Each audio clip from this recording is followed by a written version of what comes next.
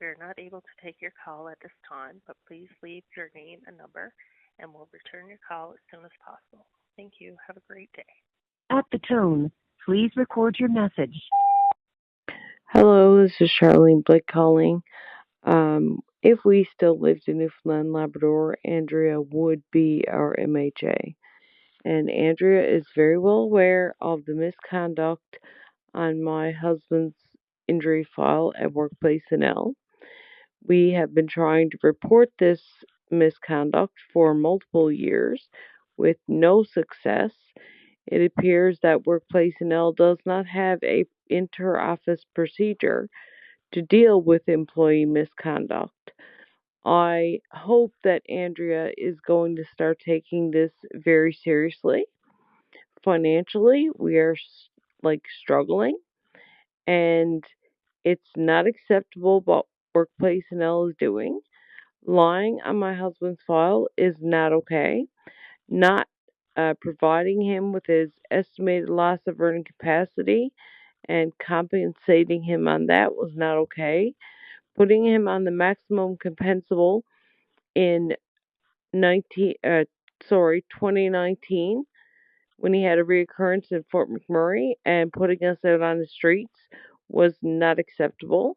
Kimberly Doyle lying on his file saying he worked the day before during that August 5th, 2019 reoccurrence is not acceptable. The list just goes on and on and on. There's a lot of issues going on at Workplace NL, but directly with Dustin's file. And as she is supposed to be our MHA, if we were still living in Newfoundland, Labrador, and we still have an address back there because of the home in Croak that is belonging to me. So, I do expect that she's going to be a voice for us. I do expect her to call Workplace NL and to tell them under Section 72B that they have an obligation to provide services directly to us, that they are not of the right to put either one of us on zero tolerance and cut off all communications completely. Even if I wasn't an authorized representative, I am a dependent of Dustin Blake as his spouse underneath Section 72B of the Workplace Health and Safety Compensation Act. And that means that I actually am allowed to be serviced by Workplace NL myself. So if I did need counseling or whatever, then I'm allowed it. If our children needed counseling, they're allowed it. Instead, Workplace NL decided to put all of us on the streets and pretend that nobody existed except Dustin. That is not fair. It's not transparent. It's not acceptable. And it's all misconduct. Melissa Burry decided to lie on Dustin's file and say that he was having disabling symptoms when he wasn't. His reduction in hours was a result of MRI findings as a result of the tendonitis that Workplace NL caused when they put him through the CBOR assessment program. Um, that tendonitis was not treated properly, wasn't diagnosed properly, and the list goes on and on and on and on and on.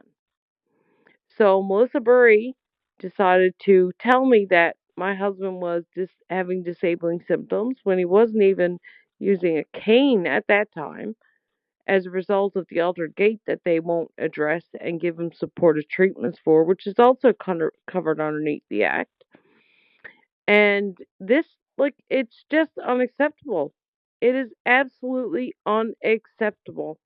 Without this injury, my husband could be working as a power engineer, process operator in Fort McMurray right now, but because of this knee injury, he is not ever allowed to work in those jobs because he's not allowed to use a ladder and he's not allowed to use stairs that much on a daily basis like a power engineer would be required in these situations.